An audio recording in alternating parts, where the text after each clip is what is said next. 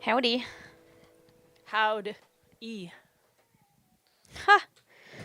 You made a little joke, kinda. Well, it wasn't a joke. It was just what came out of my mouth. Huh. It works with my name, though, you know. I have this very awkward thing wherever I call somebody on the phone, especially if I somebody, you know, I don't call people on the phone very much anyway, but if I do, maybe this is part of why I have a phone phobia, because saying who I am is so awkward. You call somebody who you can't just say, hi, this is Emily. Like, you have to specify which Emily, you know, because you don't know them very well. Yep. So usually the second thing you say when you call somebody is you say, hi, how are you, right?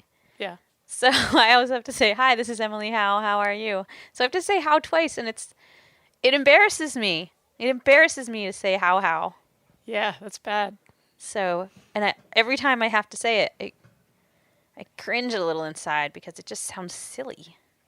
I can't believe that you haven't found a workaround by now.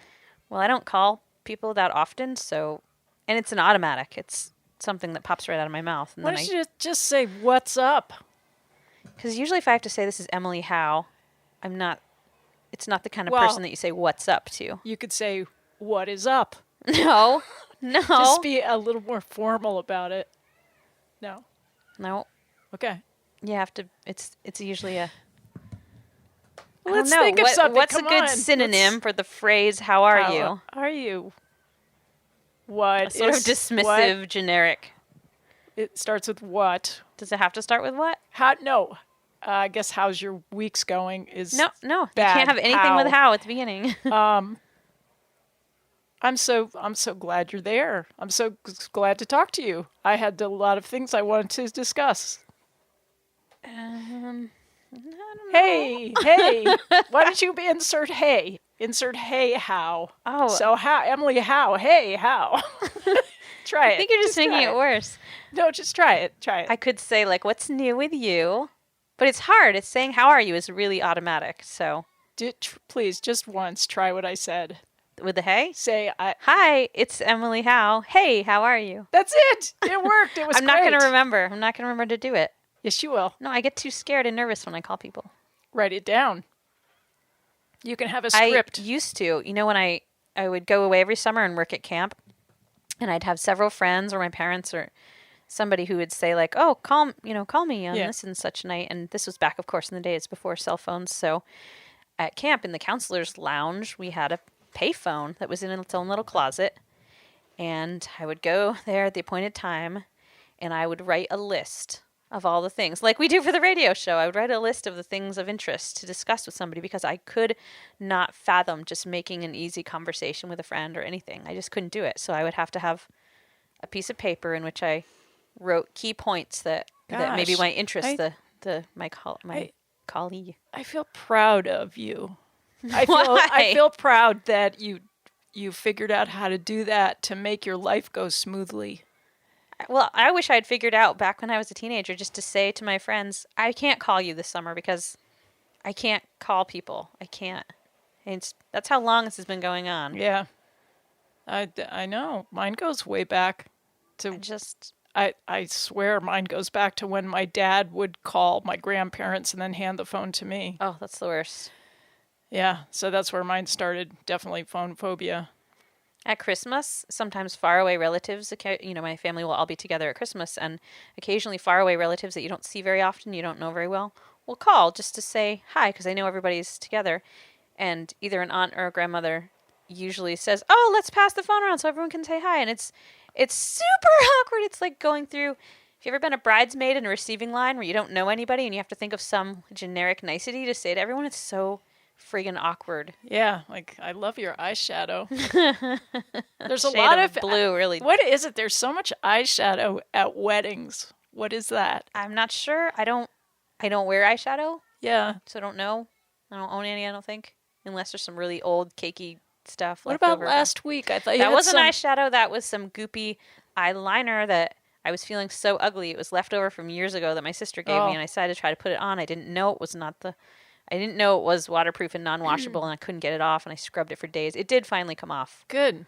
Yeah, I think the natural oozed it and melted it, and then I was able to wash it off much later. Good for you. But it was a couple days of raccoon-esque look on my face. So yeah.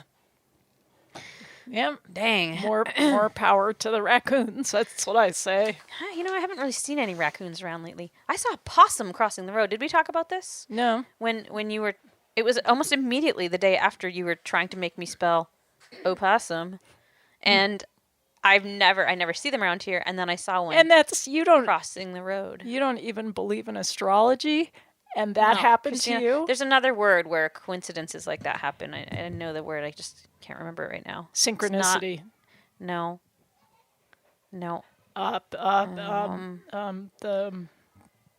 What is it? It's a weird coincidence. I don't remember. It's like if you're talking about a gorilla and all of a sudden you pass a road in the middle of nowhere called Gorilla Drive. It's like a weird... It's synchronicity. It isn't astrology anyway, but it's something funny. Well, anyway. They all blend together. Should we introduce us? Yeah. I was just wondering before we get too out of hand. Yeah, just do it and see what it feels like. Okay, but I'm not going to say my name because I already said it. So I'll just say that you are Kristina Stykos. And together, the two of us host 11th Hour Radio here on Royalton Community Radio every Friday at 11 a.m. We are on 96.5 FM, WFERLP. What? I'm trying to do it a little differently. What did I forget? Something. No. You said... Let's do sponsors right now and get them out of the way. Do it. We thank the Tunbridge Grease Collective, Mountain Folk, and Howevale Farms for their awesome support of our and I manic show. I want to say, without endorsing the Grease Collective, because we're not supposed to endorse sponsors. Why? I don't get that Well, part. I just want to say that... What if we actually do use products or something from our sponsors? Like, are we not allowed to say that? You want to just listen to what I have to say? Yeah, I guess. Go. What? I do have a lot of grease in my life. I mean, I use grease because you need grease to, kind of...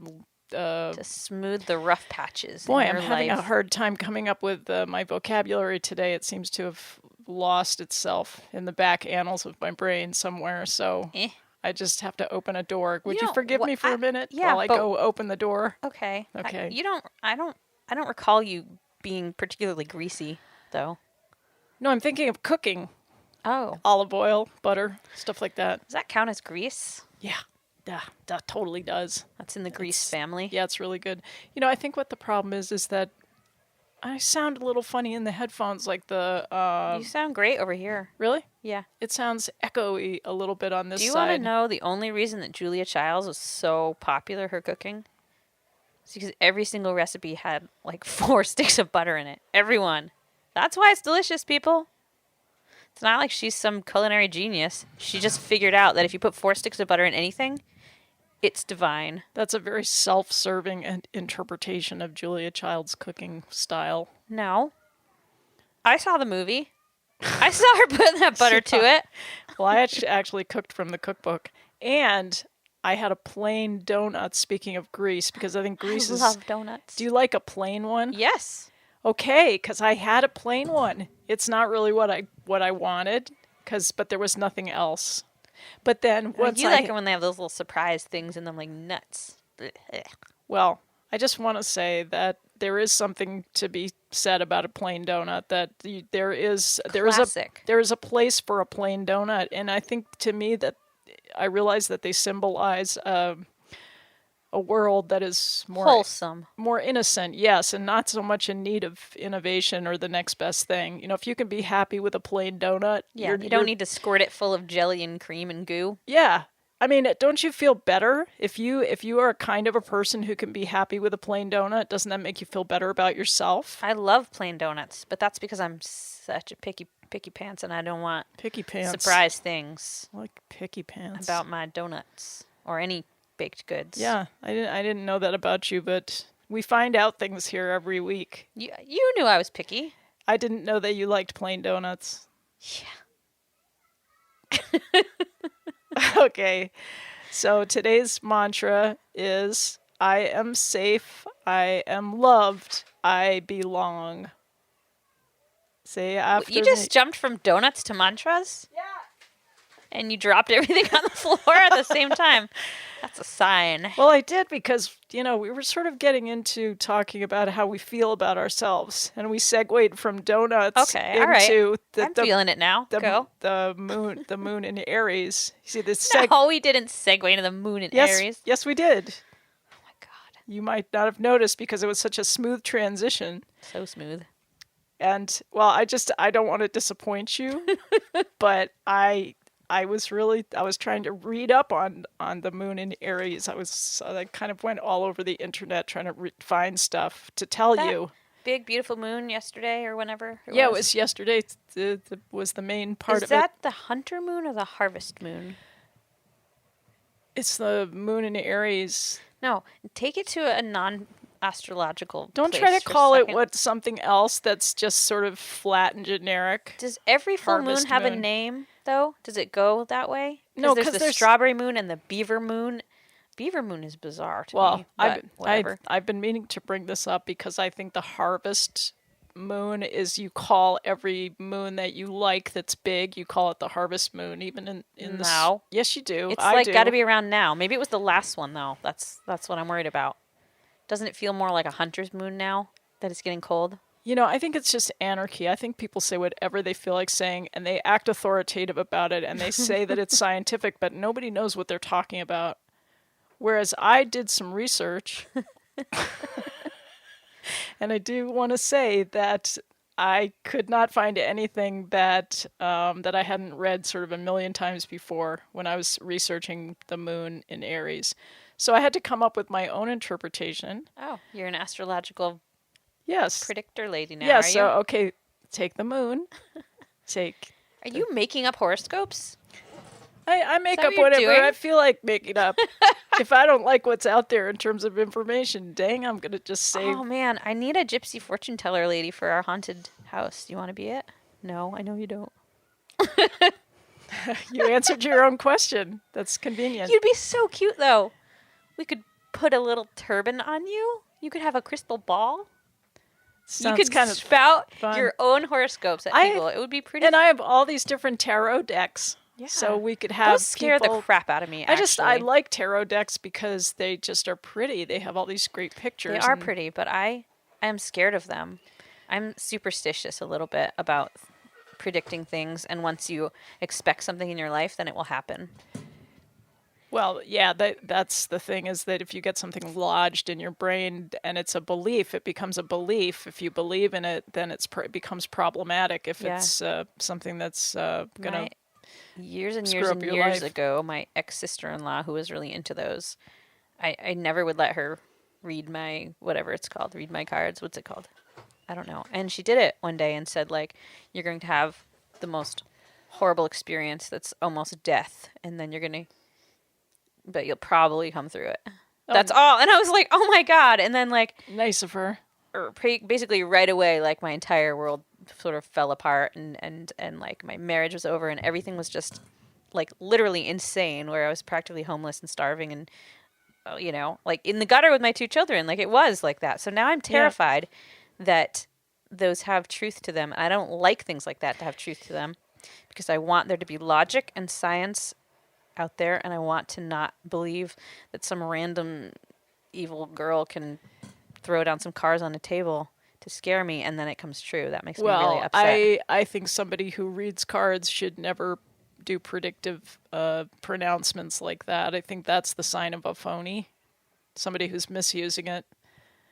It just scared me. Yeah, as it should have. I mean, because she was sort of more in the category of a voodoo person or somebody casting a spell, not somebody who was, you know, beneficent to your. Anyway, where did tarot cards come goodness. from? Anyhow, what's their origin, Kristina? I don't know. I have no idea. Where does everything come from? I don't know. It comes from the Godhead. Where do fingernails come from, though? Because you know what? This fingernail, you don't have to look if you don't want. But no, I'm not really done with the tarot for some reason. All right. I'm still I just thinking do want to about know it. that if you completely lose a fingernail, if it's completely gone, where does it? Will it come back? Are there like little spores hidden somewhere that will create new fingernails? Because it's totally not there. Yeah, but it might. It's not a fingernail. It might be a weird thing for the rest of your life. That's like what they would tell you at the tarot reading. They'd say, well, you're going to lose your fingernail and it's going to be weird it's pretty forever. Gross looking. I'm just wondering but if don't you've be scared. Nothing left, like no little root system left for a fingernail to grow off of. How's it going to come back? If you've got nothing but skin on your finger, see, what will you're happen? not scared by science, are you? No. Because if I told you scientifically, here's what's going to happen with your finger. But sometimes science can be like religion. You know, sometimes when scientists are so sure of things, and then, 50 years later, that whatever it was gets overturned by a new way of thinking. So we just have to kind of take everything with a grain of salt. If it's useful, if it makes life better. Didn't you watch the series Lost? No. The 2 main characters, one is a man completely of science, and one is a man completely of faith. And in the end, the man of faith cannot accept any science, so he doesn't make it. He doesn't. But the man of science learns that certain parts of faith are necessary in life, so he's the one who makes it when he balances science with faith. But the man who just went on faith couldn't make it. Does that make any sense? Yes, it does. It was weird because it was not at all really a religious show, but they had and the spirituality they were speaking of wasn't really religious either. It was just a trust in the universe. And the one who made it was the one who did not blindly trust in the universe, but he did balance. He came into the whole situation of being on a desert island and just crazy, ridiculous situations happening with nothing but science. And he found, based on experimenting, that science wasn't going to do it for him. Yes.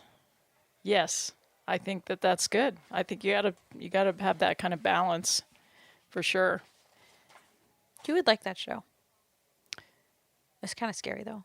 Yeah. Everyone does have fingernails. I just don't know if I'm ever going to have time for shows, for watching shows. It was just in the middle of the winter when we watched it.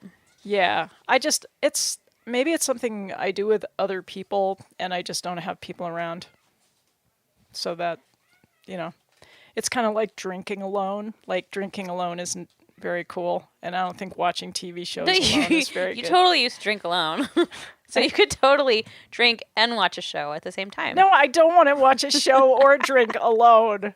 Okay. I would rather just... Well, I can't. I totally can't drink. So maybe I'll come over and we still have... You should watch a few things, though. I don't really like TV or shows, but there's a couple things that I think you would really enjoy and that do sort of benefit it. I don't know. You know what holds me back from what? From indulging in any type of entertainment? Like, I'm into news. I'm not into entertainment. And I think it's because I hate actors and I hate musicians. So I can't listen to music and I can't watch drama. Because I have a problem with a lot of them too. The whole industry of entertainment is kind of turns my stomach. I would rather have you come and read me a poem, and that would be my entertainment for the evening, and that I would like because I know you and it's a poem, and it's not like this whole construct that comes to me through an electronic device. Yes, but if we watched a very cheesy movie together and we laughed and made fun of it the whole time, would you feel better about that? If it was VHS, yeah. We have a lot of VHS tapes at our house, unfortunately. Yeah, no, I'm just kidding you, but I'm sort of telling the truth in this moment. I mean, can it be true for just now? Yeah. Because I really mean it now. I know. But if you call me up next weekend and say, hey, let's watch a DVD, I might say, okay. She might weaken. Oh, gosh. This is just crazy. All right. It must be time for a song. It probably is. All right. Oh, and it says you're offline. Well, I don't. You don't need line, do you? No, I don't. It's switched over. See, this is what the iPad does. It makes up its own decisions. But anyway, so I'm going to play a Jamie Gage song, Mary Drives by the Moonlight. I don't know if he's playing his own music on his own show. Sometimes there's a taboo against that. Not on my show. Okay. I don't think we have taboos here, do we? Other than saying the big bad words that we sometimes say anyway. Yeah, not too many taboos here. Okay, here we go.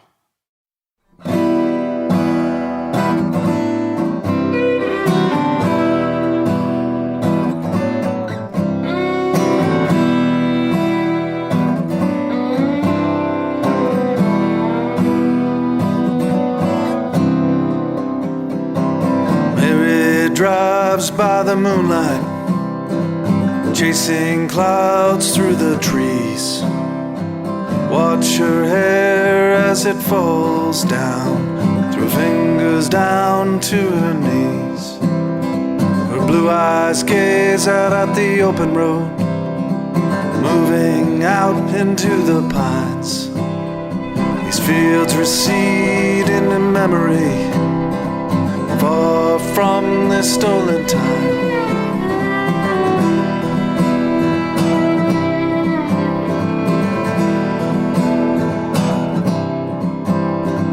Silent she moves with utter certainty, speaks before being asked, laughs at man's veiled duplicity, at the cracked, long broken masks.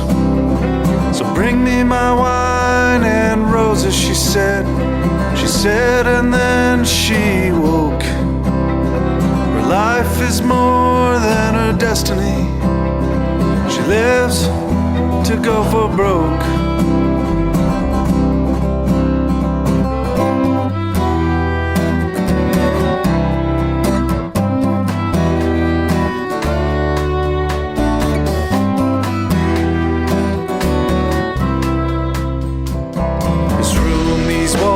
That surround us now, arms and legs are all entwined.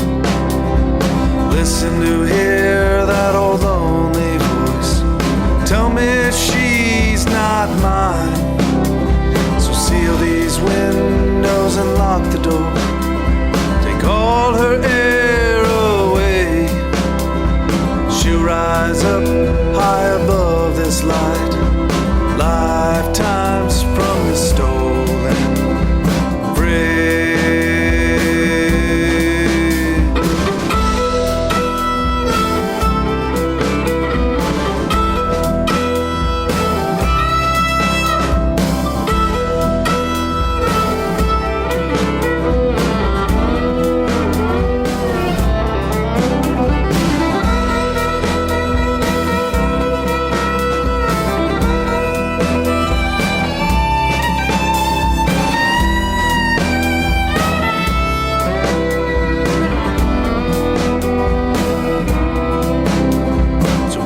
My wine and roses, she said, and then she woke. Her life is more than her destiny.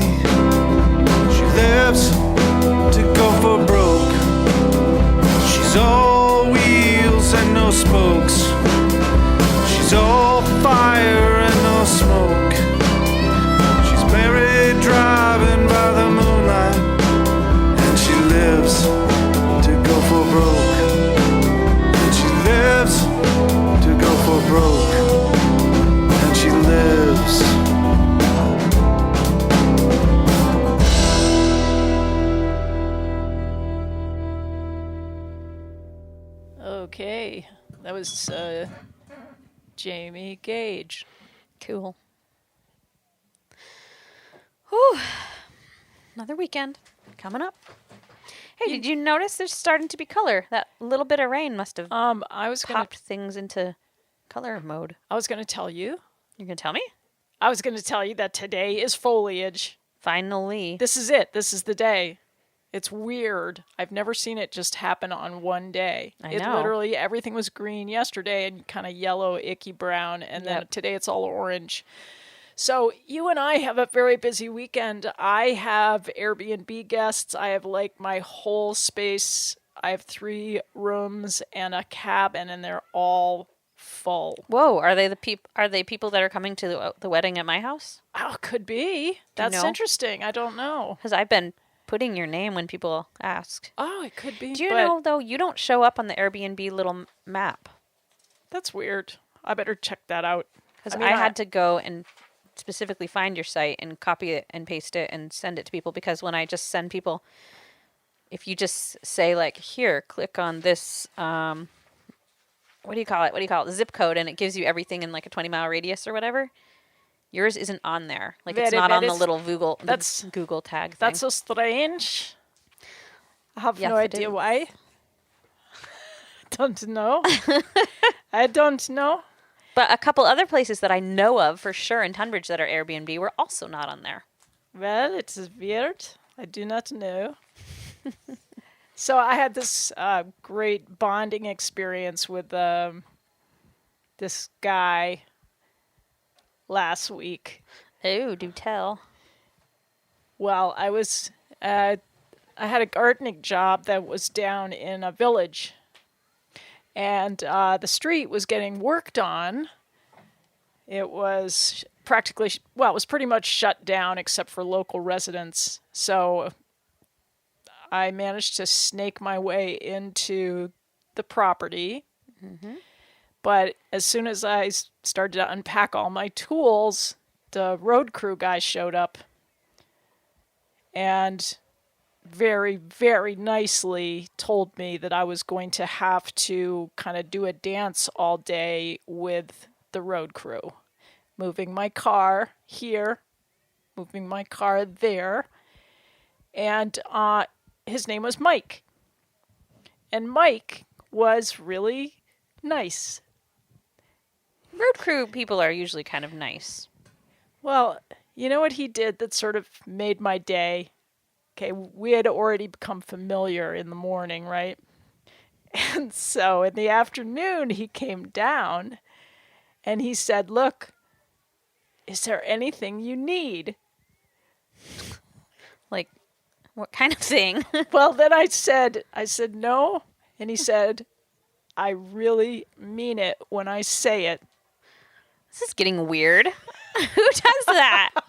My road crew is not that nice. Mike was just a really special guy. Huh. And we bonded. About how old was Mike? I don't know. He was, I don't know. I mean, in the range? Is that what we're saying? No, I'll never ever see Mike again. But he cared for a few minutes. And that meant a lot to me. Just ships. Thanks, Mike. Ships Here's a shout out in the night. Shout out to Mike. Great. Yep. Just wanted you to know, Emily. Because good things do happen in life, despite a lot of things that we could talk about for Personal Growth Friday, which are terrible.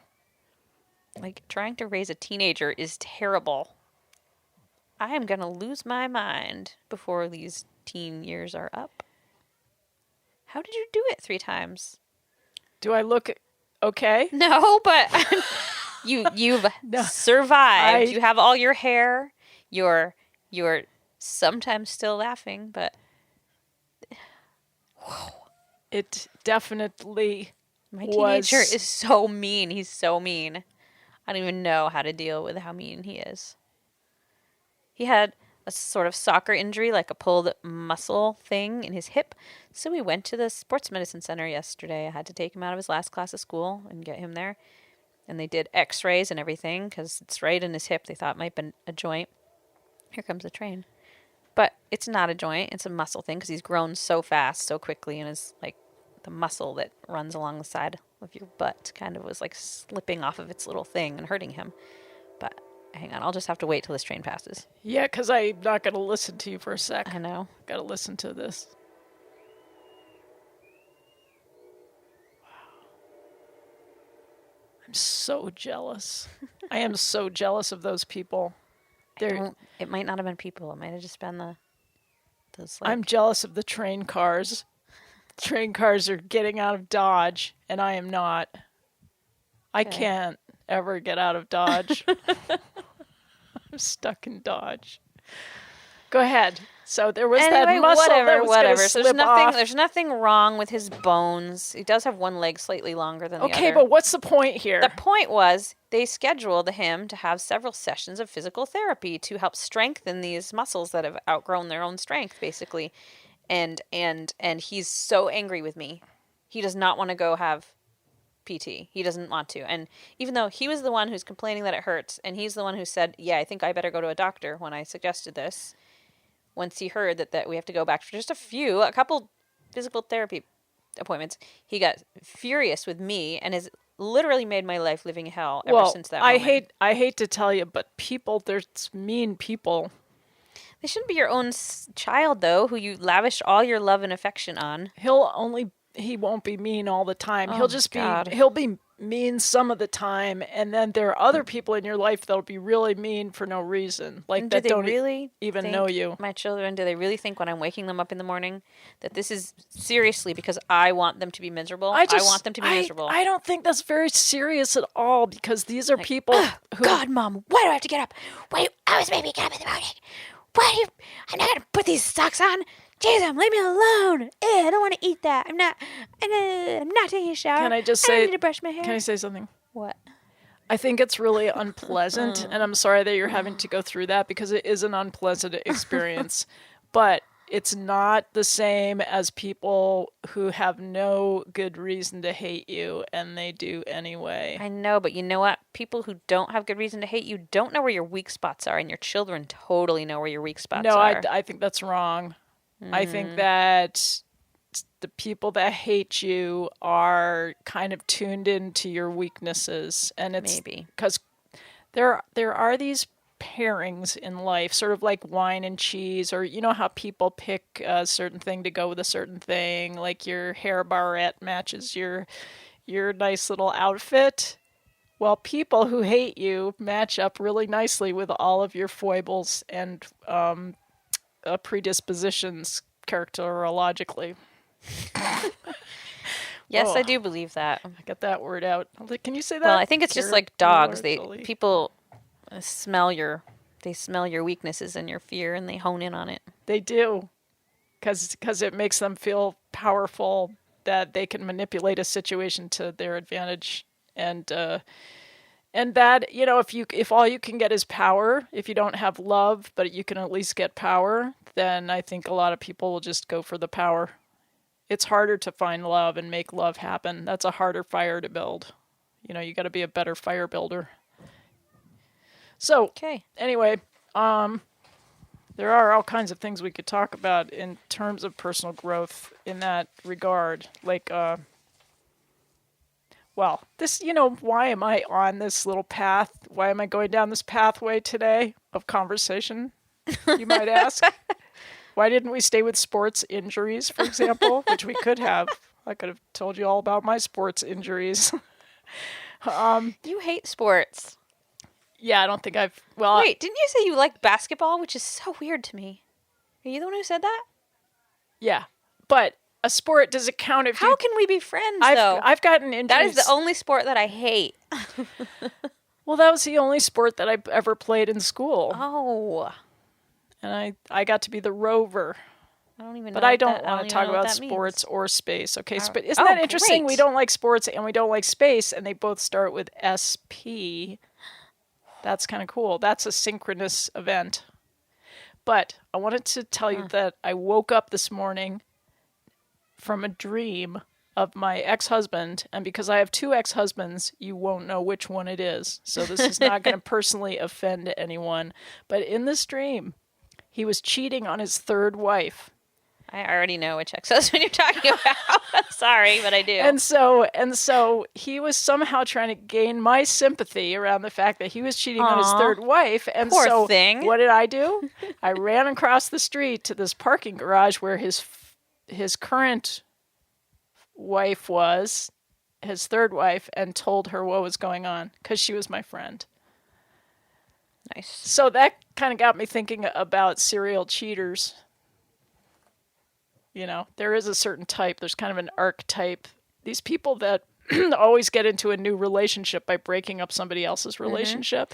How come a lot of women don't realize? A lot of women think it's great when somebody leaves somebody for them. But they don't seem to realize that, guess what? In a couple years' time, at the most, that exact same thing is going to happen to you. It's not super cool that they dumped somebody for you. It doesn't mean that they loved you best. It means that they have issues. There's a phrase that encapsulates this, which is what goes around comes around. Yeah. That's exactly what this means. So, and, you know, there's this archetype that's not really a good sign. No. I think, yeah, there's just these serial cheaters, you know, they have a twinkle in their eye. They can sort of turn flirting on and off at a little switch.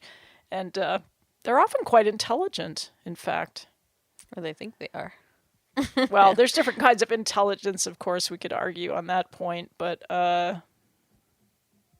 maybe, you know, you can be super intelligent and use it for ill gain. Yes. You know what I mean? I do. Yeah. So, anyway, so there was a little bit of that was kind of in my... It's almost like when you have a dream that involves all this... I don't know, sewage from your emotional system. When you wake up, it's hard to flush it through. Yeah, and it's hard to distinguish what like the feelings that you have in dreams are kind of real. So it's hard to distinguish what is what you should flush and shouldn't. That's right. Like, is this telling me that I'm sort of moving through something or that I'm processing something in my dream, so I'm letting go of something, or is it actually something that is still kind of causing chaos inside my emotional body? I don't really know about when dreams are super relevant or not. I don't know. What do you think about secrets, keeping secrets? Like nice ones, like Christmas presents are good. Yeah. There's a lot of little white lies in the world you kind of have to tell just so you don't hurt people. Benign secrets. Yes. Okay. But then there's the caustic, eat you up secrets that are not cool.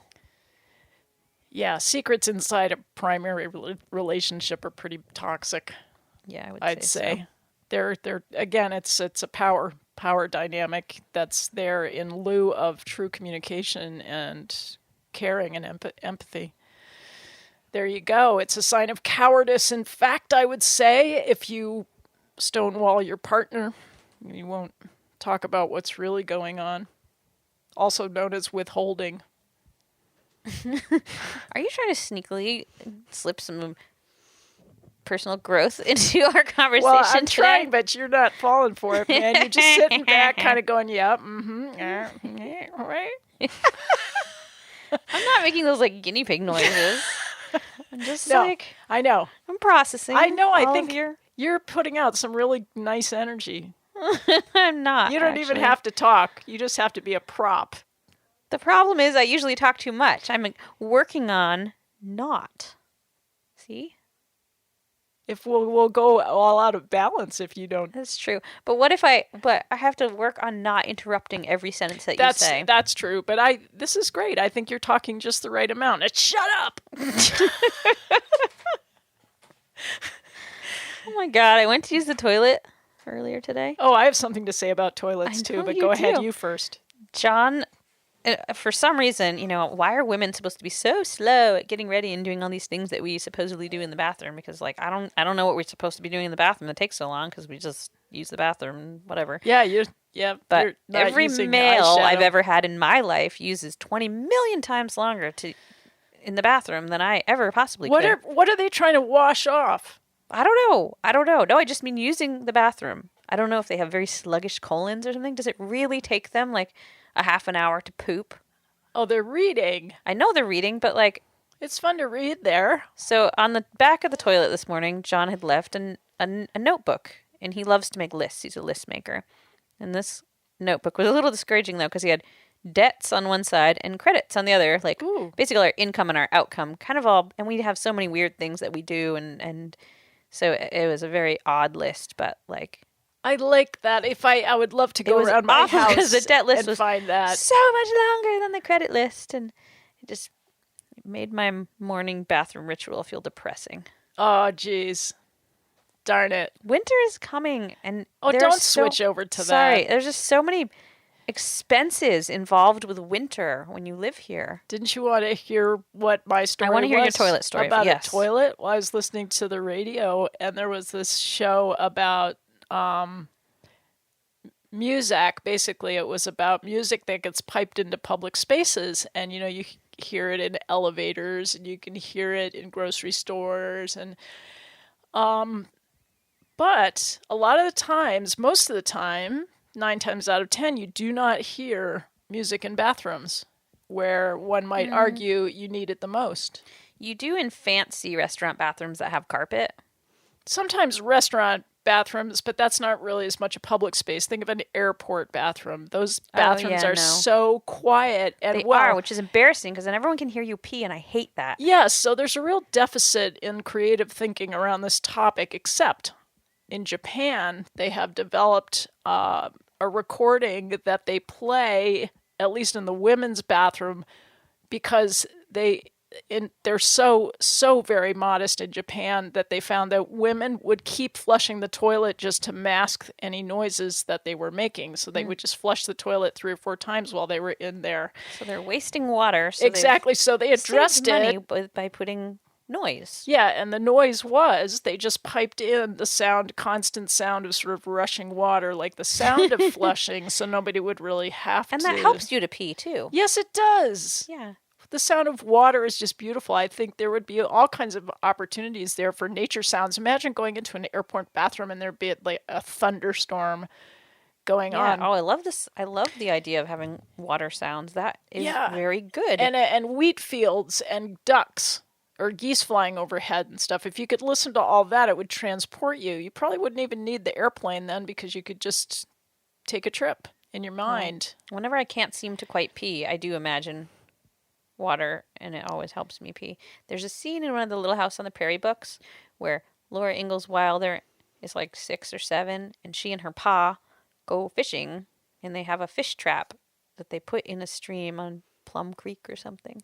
And it describes the water rushing over the waterfall into the little pool where they're going to fish so well that in my head, all I had to do was picture the little illustration in the book as a child when I was self-conscious about peeing. Okay. I would just sit in the public bathroom and close my eyes, and I would picture Pa and little Laura in the stream. She's got her little skirts weighted, like tied up around her knees, and there's a waterfall, and there's a little Garth Williams illustration right next to it. And if I just pictured that hard enough, I could finally pee. That's fantastic. So if anybody needs a little trick, tricks are great for peeing in public. We're definitely into workarounds today. Okay, time for a song. All right. I believe I've got Rick Davis, probably Davies on this too. I don't know. Let's see what happens when we cue it up here.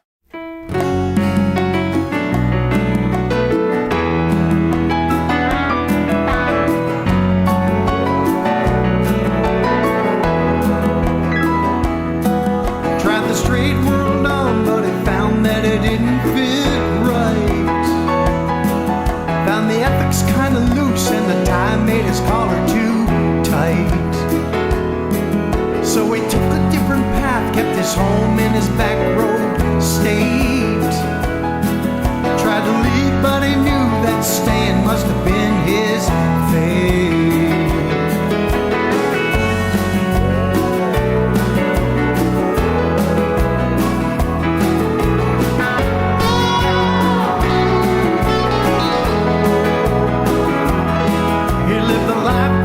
Quiet and calm and out of the way. Never cared too much that he didn't bring home much pay. Met a woman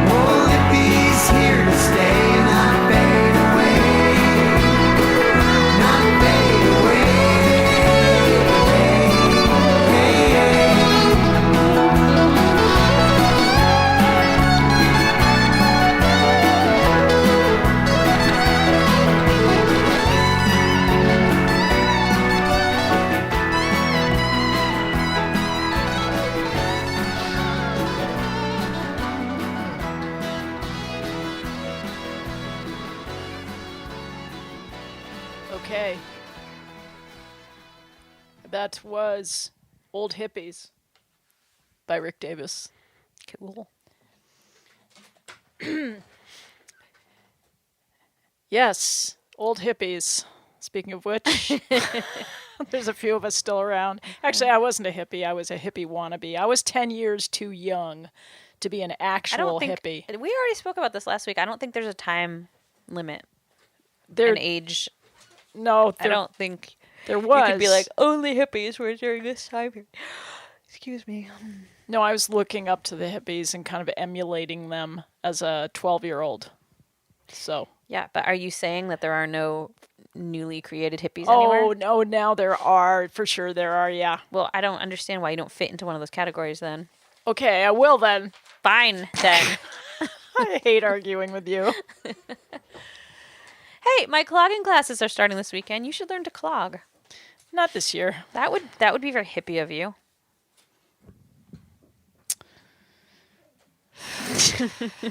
What?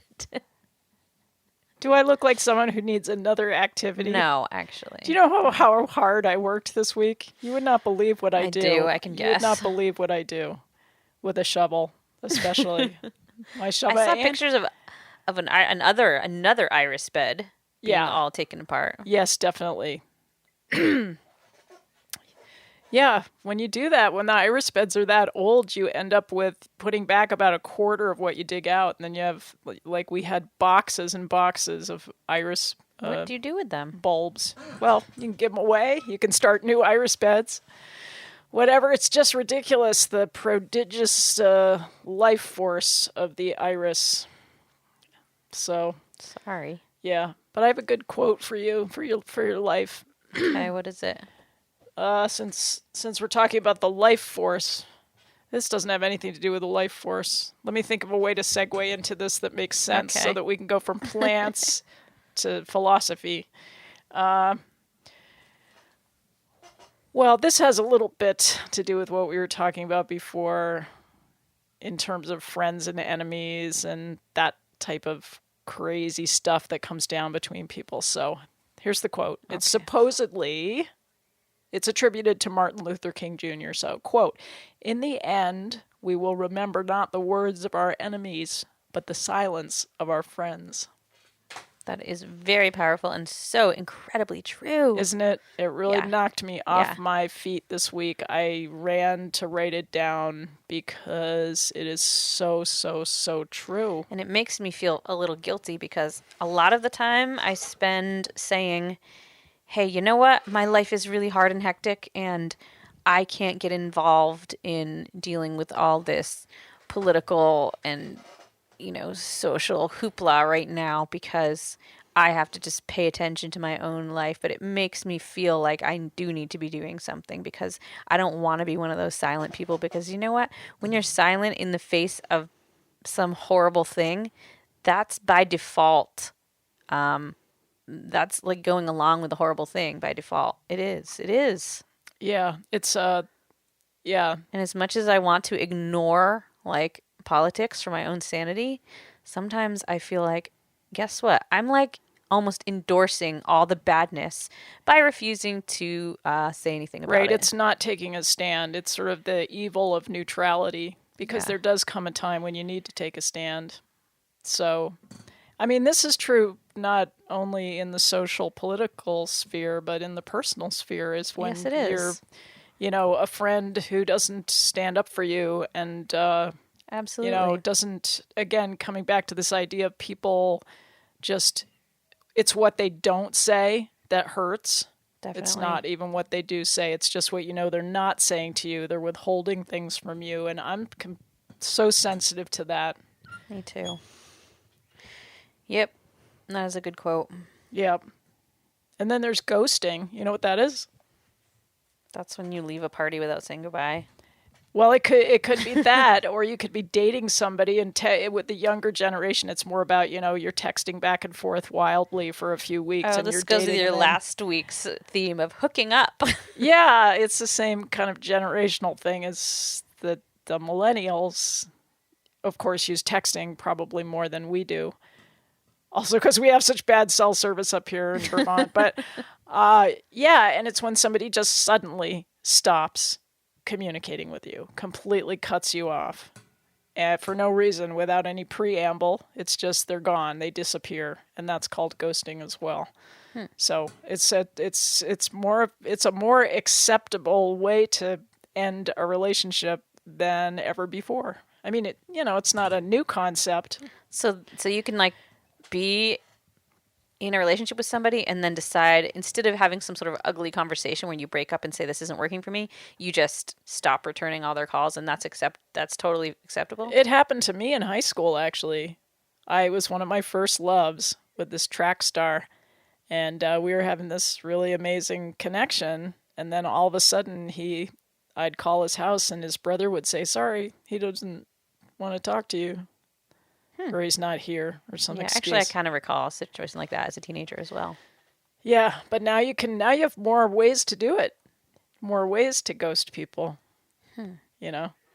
It's so hurtful though, because you don't know if you did something wrong. I would rather somebody say like, "Look, I'm just not." I don't know, because I think when it happened to me as a kid, or not as a kid, but as a teenager, there was this guy I really liked, and I sort of started. Everything that ever happened to me always happened at summer camp. That was just like where it all happened. Because it's where my parents weren't like watching to make sure nothing happened to me. Right. There was this guy that I started dating at the end of one summer, and he was like this perfect dream guy the kind of guy I always wanted to date. And we had like the last few weeks of the summer were just great, and I just couldn't believe my luck that this dream guy actually liked me back. And then the next summer rolled around, and we had written a couple times over the winter, and I thought, well, it's maybe just like a summer romance. And we got back to camp the next summer, and the first couple weeks were good, and then all of a sudden he completely started ignoring me, and I had no idea until the end of camp where I found out that he just liked somebody else, and he was with somebody else the whole time secretly. So that was... Yeah, nobody teaches us. I mean, unless your parents are really on top of it and you talk a lot about personal relationships, you bumble through these periods. You just have to be a bumbler. And I don't know how anyone survives teenagerhood as a teenager or their parent, actually. Yeah. But it's bad now, too, because people grow to adulthood with a lot of bad personal habits. Let's face it. That's true. In my head, this is a teenage problem. That's why I'm referring to it as like, this is what happened when I was a teenager. Exactly. But you're right. Now this is what people of all ages are finding acceptable, That's right? Yeah. Well, so, I have to admit, sometimes I get pretty quiet with people because, I have trouble talking on the phone now, but if somebody just approaches me with a straight ahead question like what's going on, I'll tell them exactly what's on my mind. I'm not like hiding anything. Yeah. It's what I really hate is when you ask people direct questions and they evade. Yeah. But I guess I just shouldn't hang around with people like that. I need people who overshare. Oversharing. That's my tribe. The oversharing tribe. I really enjoy being around oversharers, even if it's sometimes awkward or uncomfortable. Yeah, I would far rather that. That's right, because, you'll eventually get to a stopping point where you say, hey, we just need to go out and be in nature and not talk, and or talk less, and that's just a given. That's part of the balance. You have to create that balance, but you don't create the balance by just withholding information. No, and I'm totally not interested in making friendships where you have to like dig and pry people's personal information from them. I just want them to spew it. Yeah. That's totally good with me. Yeah, me too. Because that's what I do. So it makes me feel better when someone else does it too. Yeah, it's just fun. It can be funny. It can be fun and tragic and funny, and, it's a river. I think at some point in time, almost everyone in my family has said, like, why did you just say that to me? But I would never say that to you. I would never say that to you. I can't help myself. It is just how I behave. Sorry. Yeah. Yeah. No apologies needed here. Good. Yeah. Blabber-mouths. That's right. So, wow, the hour's just about gone. And we've been here at 11th Hour Radio with Kristina, that's me, and Emily Howe. Don't say her name twice, Howe. Emily Howe, how are you? Say, Emily Howe, hey, how are you? That's how it's done. So thanks for listening to our show. We've had a great time, and we're going to be back again. So, and you can find our podcast on Apple Podcasts. I'm not supposed to say iTunes anymore. I learned that on the Libsyn blog. What if we just say Apple people should Podcasts, not iTunes? But if they just go to 11thhourradio.com, it's the same thing. It's the same thing, but Apple wants you to say Apple Podcasts, not iTunes, with podcasts. I don't get it. I'm just trying to be politically correct. I'm trying to be a grown-up. I'm trying to pay attention to the world of podcasting. So you can find us at 11thhourradio.com. Or just, see what happens when you Google. I have no idea. I haven't Googled us recently. We'll have to try that. Yeah, we'll have to try it. Okay. So, thanks for listening. Have an enjoyable weekend, everyone. Yeah, see you soon. It doesn't really matter what you think of me. It doesn't really matter, now we're through. I've got nothing to be sorry for. But then again, I trusted you.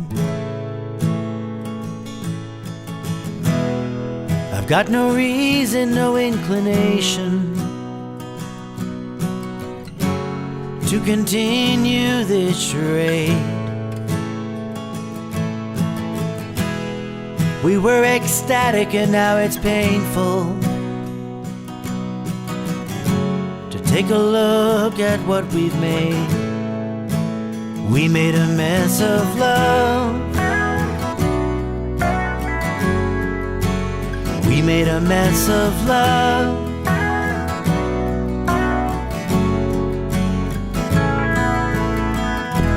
It doesn't really matter that you lied to me. It's not a crime to be a fool. Maybe I was just a little naive. Maybe you were just a little cruel.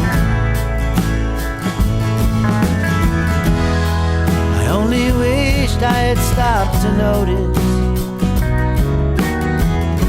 that you despise what you desire.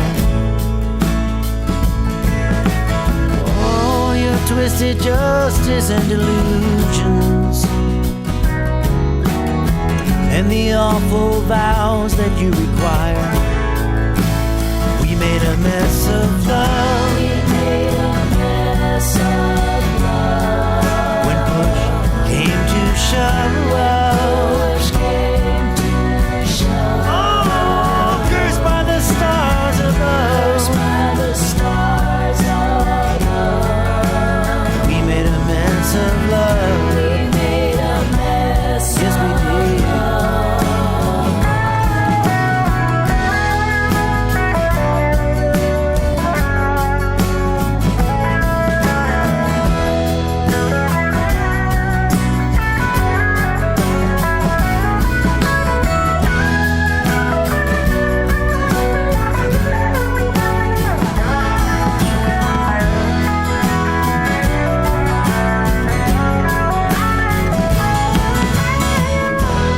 Doesn't really matter what you think of me.